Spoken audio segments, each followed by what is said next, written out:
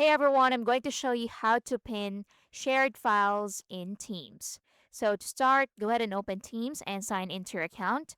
Next, go to the left side and select Chat. So once you open Chat, open a conversation.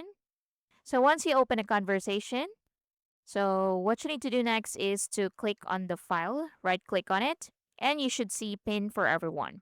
Just click that and it will be pinned. So you can see it at the top. So you have here, you can see the pin icon. So that means it's already pinned. You can click the three dots right here and you can click Unpin for Everyone if you want to unpin it. So again, just open a chat, then right click on the file, Pin for Everyone. So again, if you want to unpin it, just right click on it again and click Unpin for Everyone. And that's basically it. So let's show you another example. So I just opened this chat right here. And let's say we want to pin this message. So just right click on it and click Pin for Everyone. And you can see it at the top, it's already pinned. And that's it. If you found this helpful, please like and subscribe to our channel. Thank you for watching.